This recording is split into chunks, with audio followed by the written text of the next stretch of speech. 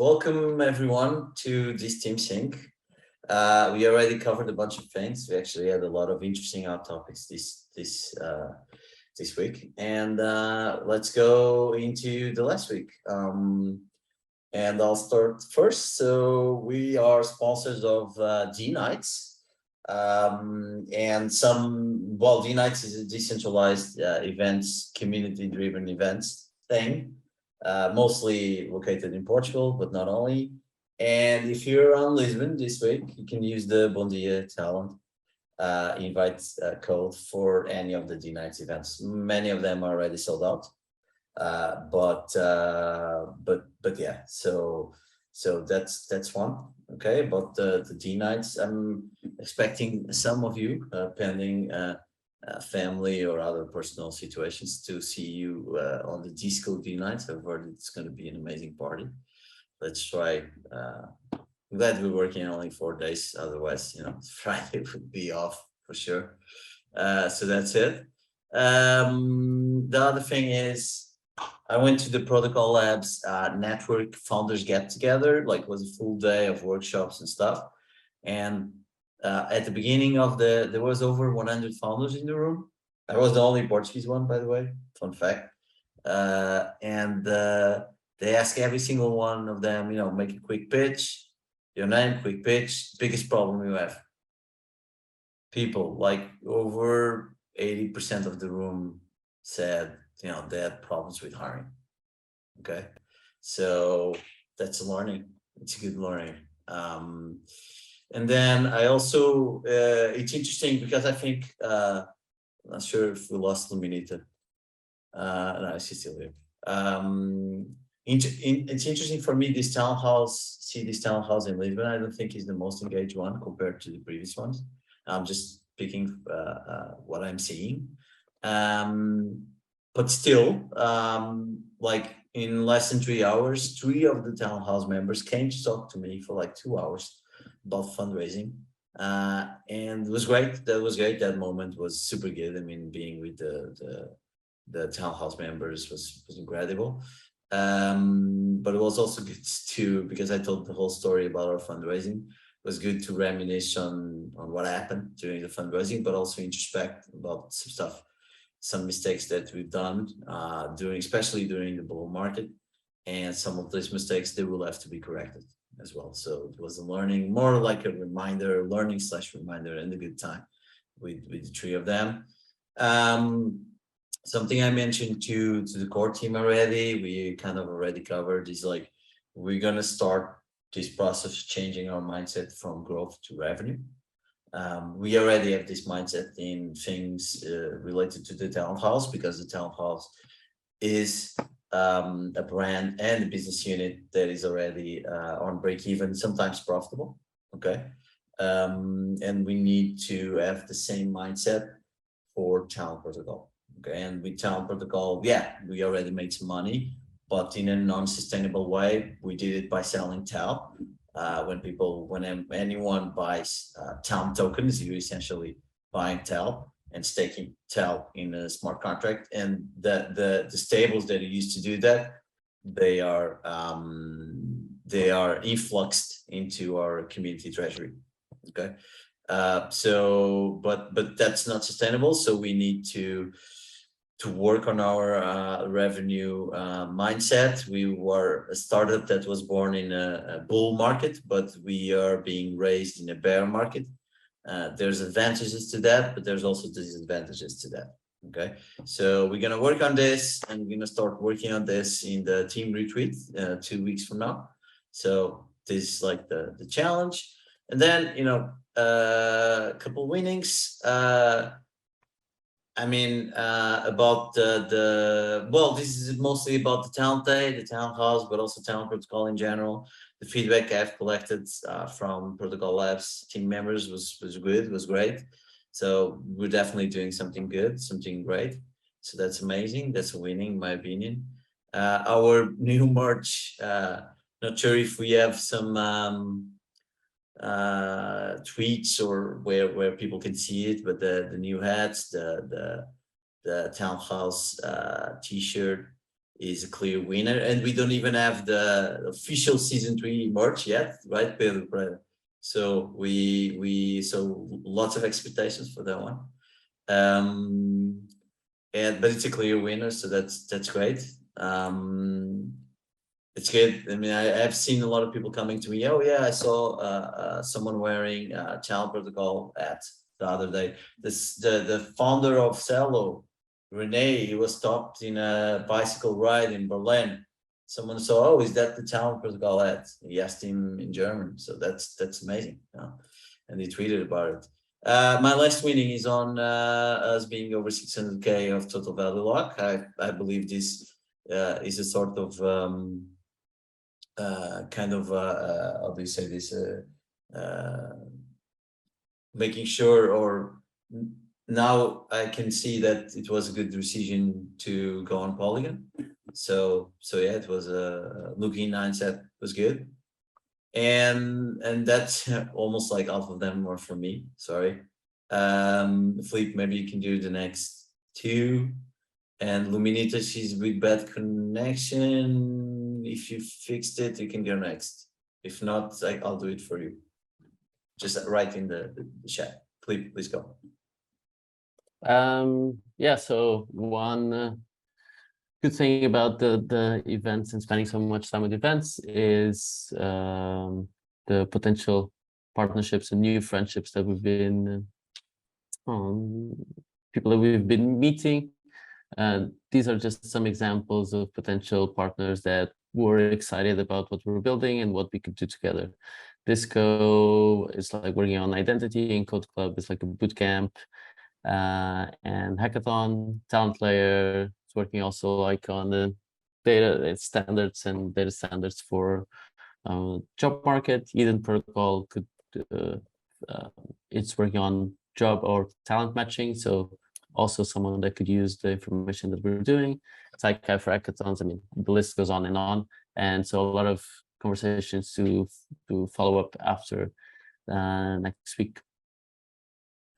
Related to this is kind of and especially related to this, because a lot of these conversations with potential partners were about what are we very good at doing, what is our core, and how can our core integrate with others. And a lot of people seem to like the idea of us taking care of this idea of an interoperable and open professional profile, or put it more simply, like a Web3 resume. So a lot of these people need or are developing talent profiles on their platform, but it's not their core. So most of them would use an external protocol platform like ours for the talent profile, so they wouldn't have to build their own profile and manage that. So yeah, so it kind of reinforced my belief that this is something that should be at the core of what we're building. Yeah, I think like we kind of talked about it during the hot topics, but you just kind of explained like super well the one-on-one. I would say the confident, getting supporters is our unique selling point, USP, and because a lot of startups and entities are trying to fix the verification. So that's my only comment to that one, is the belief capital is still where the magic is. Okay. Yeah, and especially for end users, I think this value proposition of being the interoperable profile is much more interesting in like a B2B way. So kind of for partners, for other organizations that can use it as a protocol. I think this is the key. To end users and as a platform, I think the support and the confidence part is more important. Yeah, I would put it like this: as a platform, the verification is fundamental. As a community, the trust, the support is the one. And anyway, we're actually gonna update the one-on-one based on these insights. I think it just made everything a lot more clear in my head, and hopefully for the community too. Luminita, do you want to have a go at the last 3? Stage is yours.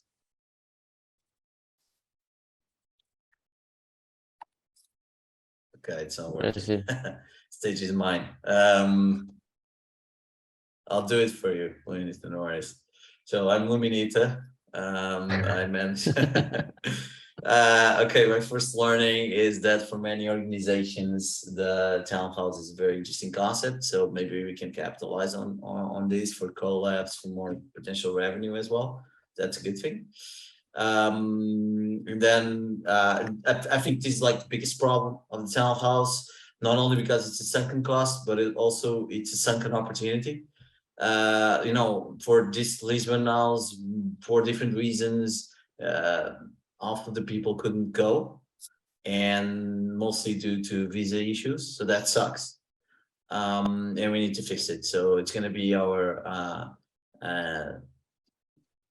you know, one of our main focuses within the townhouse is fixing this stuff. Good. Because it's a sunken cost, but also a sunken opportunity. I'm more worried about the opportunity than the cost.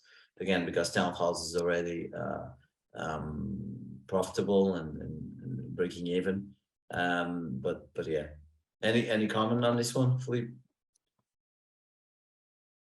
Talked about it a lot. Yes.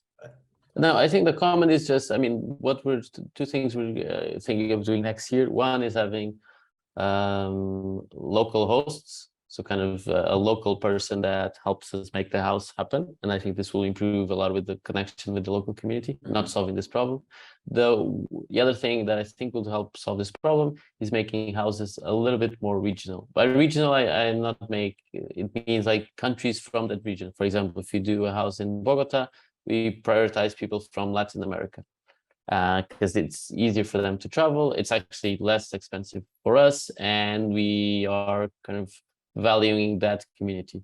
Another conversation I had for a townhouse in Warsaw was actually making it possible for people from that region, like Serbia, Albania, Georgia, so a lot of countries on that Eastern Europe, to be able to get together in Warsaw, for example, because it's still very inaccessible. Sometimes we think, oh, they're close, so it's easier for them to go, but it's inaccessible anyway. So for example, for us to be able to include people from Africa, which has been a big problem, maybe we should do a house in Africa and get people from Africa to go to that house. Of course, and bring Westerners, people from the US and from Europe to those countries, which is much easier than the other way around, which is bringing people from Africa or Asia to the US. So it's definitely something to be discussed. We need some proper metrics on that one, how to make those decisions. But yeah, overall, like something you mentioned, I wrote in the chat, which is you know, like having local hosts and enabling the local community also is super aligned with DeNites. So that could be an interesting partnership there, on top of the townhouse. And the last point is winning. So the talent day with Protocol Labs was done in like I have to say, one of the best places in Lisbon in terms of view and magic and mystique. And yeah, the content delivered was amazing. Food was great. The merch also played a role in that one. And you know, the reportings are coming, I think. And yeah, you can follow on Twitter to see more of that. And in terms of metrics, so actually, you know, like we went up in terms of TVL and Polygon, amazing applications as well. But we are on a deadlock on the tokens launch next week. I think it's last week. And only 3 were. Is this related with the ambassadors onboarding, Philippe? That it's taking more time, or what's the blocker here? No, the ambassadors aren't approving talent yet because they need an admin permission in the platform. So it's a blocker in the ambassadors, not necessarily because of ambassadors' fault.